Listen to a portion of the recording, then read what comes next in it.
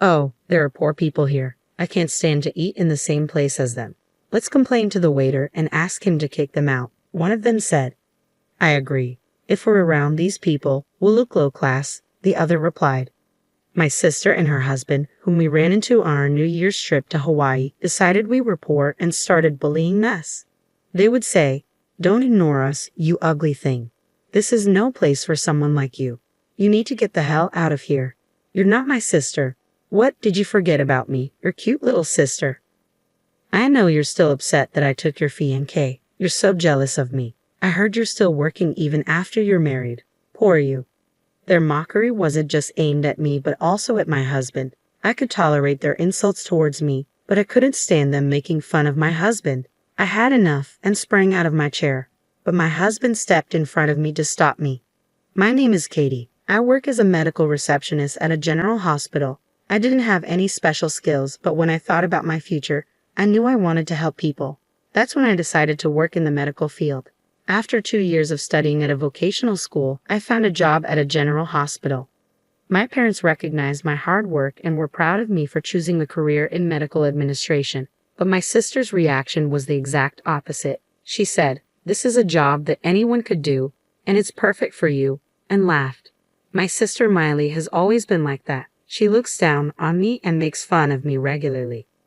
Miley is pretty. When we were in junior high, people called her the prettiest girl in her grade. She gets a lot of compliments and is always boasting about her looks. She calls me ugly and acts like I'm pitiful. If it seems like anyone can do it, I thought, maybe I should do things only I can bring to the table. I tried to smile all the time, be really polite, and more cheerful than others. It sounds easy, but it's very difficult. Still, I was determined to do my job well and told myself I would not fail.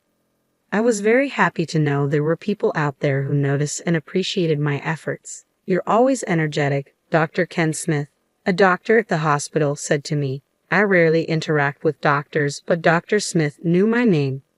"Your smile always heals me, Katie," he added.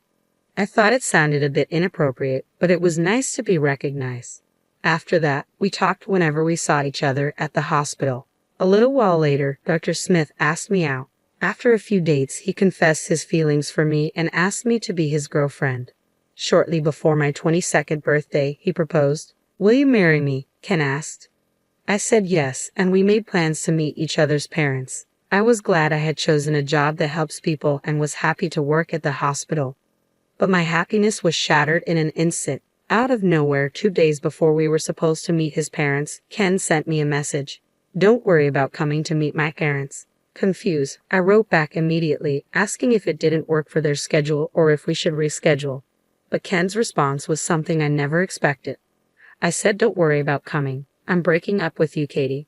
For a second, it felt like time stopped. I didn't understand what he was saying. I immediately called him. "What do you mean? You met my parents. Just act like it never happened. What's wrong? You said you'd keep working after we got married, and you didn't listen to me." "Well, that's it. I realized that I'd rather have an obedient woman than someone like you." It was like he had become a different person. I was, of course, shocked that he broke up with me, but I couldn't believe how he changed all of a sudden. "What? You said my smile heals you. I can't believe you're breaking up with me after we got engaged." "Ha, that was just something I said to make you feel good. I chose you because you were the youngest, decent-looking woman at the time." "You're horrible." "I'm a doctor. There are better women out there, more suitable for a doctor like me." "Who?" I had a bad feeling, and it was far worse than I thought it could be. "I'm going to marry Miley. I don't need you anymore. I should have gone to your parents' house earlier. I could have met her a while ago instead of wasting a year of my life." I started thinking about when Ken came to my house to meet my parents. Miley was there too. She wasn't supposed to be there, but she stayed on purpose to meet my fiancé. At first, she seemed ready to make fun of him, but as soon as she realized Ken was a doctor, her attitude changed. She spoke like she was flirting, but I had no idea she was trying to steal my fiancé. I couldn't believe it. I was so mad at Ken and Miley, and I was also mad at myself for letting them push me around. I was speechless. Then Ken said mockingly, "You're so shocked you can't even say anything. You know, a woman like you won't find someone else to marry. But I'm sorry, I've already made up my mind. I'm going to marry young, pretty Miley. I won't change my mind even if you beg." "Who would beg?" "Don't pretend like you're okay. It's obviously not true, and it's not a good look. What? Unlike you, Miley is very obedient and cute. She said she will be a housewife after we get married, just like I want. I asked her. I was irritated by his cheerful voice. I wanted to throw the phone across the room. Listen, I'm just going to be honest. Who would beg to be with a man like you? I've had it. I'm glad we're breaking up. I'm even more glad that I didn't marry a man like you. Well, you're just not cute. I was going to end it even if you cried and screamed. Good luck being a single woman, Ken said, and hung up after those hateful words. As soon as I ended the call, I received a notification. It was from my sister, and it said, I'm sorry I took your fiancé.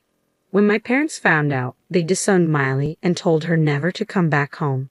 But Miley was still proud. My husband is a doctor. I won. I don't care that I'm cut off from the family. See you later, sis. Thanks for introducing me to Ken. Keep being ugly, poor, and alone.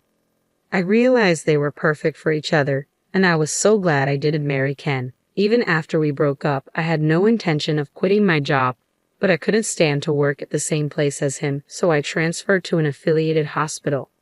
I put even more effort into my work, trying to be polite, energetic, and always smiling. Receptionists can help patients in different ways than doctors. It's not a job that just anyone could do. I worked hard, almost in spite of Miley and Ken. 2 years after Ken and I split up, someone talked to me like he did. You're always so energetic. Thank you, he said. Although I thanked him, I felt uneasy. He didn't seem like he worked at the hospital. He could be a patient or a family member. I didn't want to be rude, so I put on a smile and waited for him to leave. But he didn't move. I asked, how can I help you?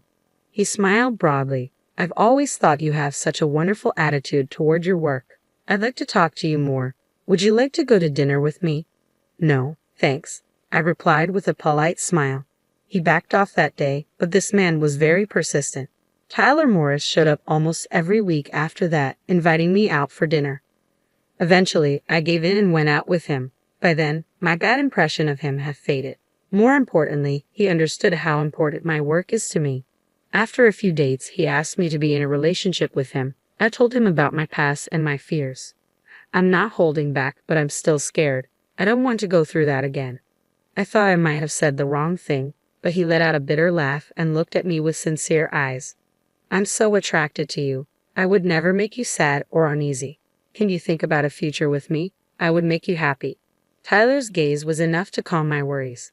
I made up my mind and decided to start a relationship with him. He genuinely cared about me. Even when we decided to get married after a year of dating, he respected my wish to continue working. My parents were overjoyed that I was so happy. They also liked Tyler, and we were able to build a good relationship with each other's families. I was living a happy, fulfilling life at work and at home. Then something happened. My husband and I went on a trip to Hawaii at the end of the year, the only time we could vacation and relax together. While having dinner at the resort restaurant, we ran into my sister and Ken. I couldn't believe my eyes for a minute. It had been about 3 years since I'd seen them. Even though it had been so long, Miley and Ken's condescending eyes had not changed. They caught sight of us and came up, grinning. Ah, there are poor people here. Hey Ken, let's complain to the waiter and ask him to kick them out. Okay, yeah, if we're around these people, we'll look low class, they said loudly on purpose, ensuring we could hear them. They glanced at us, enjoying our reactions. There were so many things I wanted to say, but we were in a restaurant, and people were eating around us. I kept my feelings in check and continued eating in silence. Tyler, like me, completely ignored them as if he hadn't noticed their presence and smiled at me, saying, "This appetizer is delicious." Don't ignore me, you ugly thing. This is not a place for someone like you. Get the hell out of here. You're not my sister. What, you forgot about me, your cute little sister? Miley taunted. I know you're so upset that I took your fiancé. You're so jealous of me. I heard you're still working, even after you're married. Poor you. They started mocking not only me, but also my husband. I could put up with it if it was just about me, but I couldn't stand listening to them make fun of my husband. I had had enough and sprang out of my chair. All right, I was keeping my mouth shut, but just as I was about to snap, Tyler quickly stepped forward as if to protect me.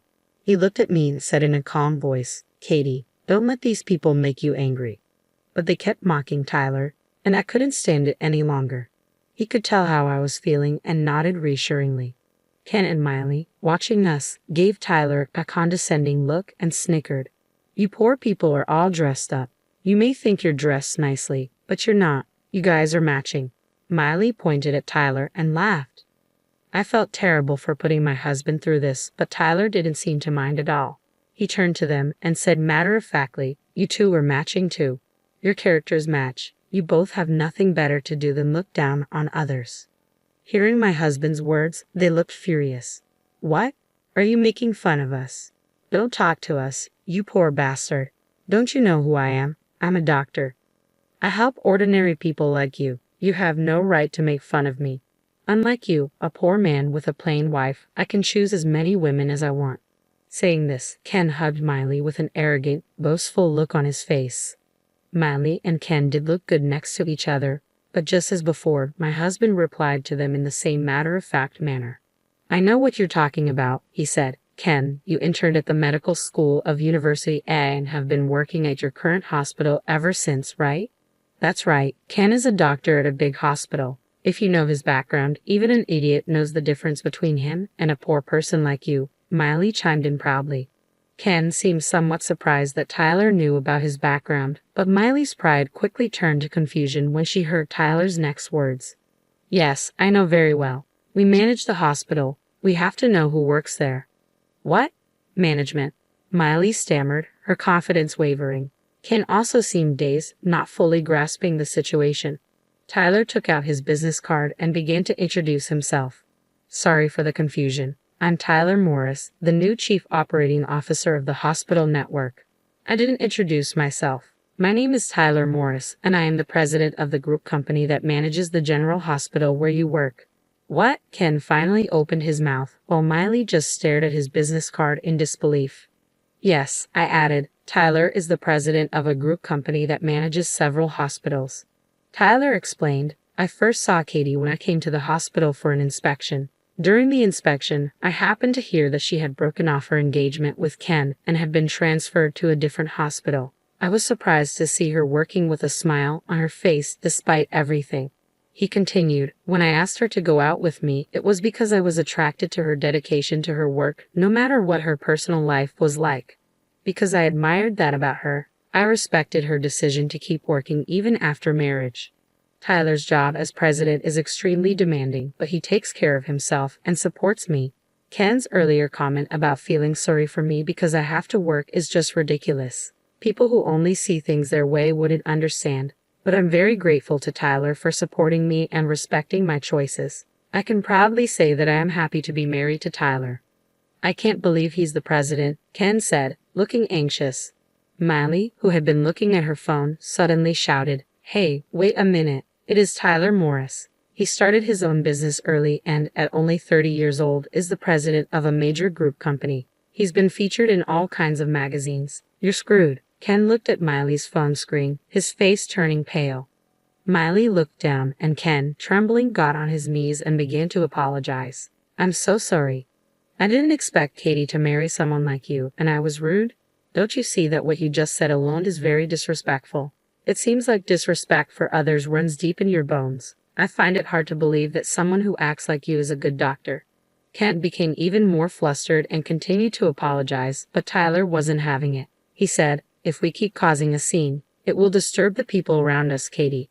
We can order room service. He called out to a nearby waitress and gave her the room number. Then Miley screeched, That room is one of the nice ones here. You're kidding, right? Let me go with you. How could she say that like there was any way I was going to allow that to happen? I said, if we're around people like you, we'll look low class. My husband and I walked away. After getting back to Japan, Kent was given a pay cut when Tyler reported the incident. Doctors are in high demand. I don't care. I'll quit. Ken was unable to find a job because of bad rumors spreading in the industry. The hospital that finally hired him had a bad reputation, a terrible working environment, and low wages. Ken and Miley constantly fought because they could no longer afford the luxuries they used to. Maybe this is why Ken had an affair with a nurse at the hospital. I'll make sure I get what's mine. However, there was no way my sister, who didn't want to lose her husband's status as a doctor, would easily agree to the divorce. They ended up going through a divorce settlement and both spent tons of money. After a year of mediation, the divorce was finalized, but my sister never dropped her extravagant habits and blew all the money from the property division in alimony. She now lives in poverty in a shabby apartment. Ken married the nurse he had an affair with, but a medical error happened at his hospital, and it closed. Both Ken and his new wife lost their jobs. Meanwhile, I recently gave birth to my first child and went on maternity leave. Through the birth of my child, I realized how wonderful medical work is. And once again, I felt proud of my job. I intend to continue working with Tyler to balance work, housework, and childcare.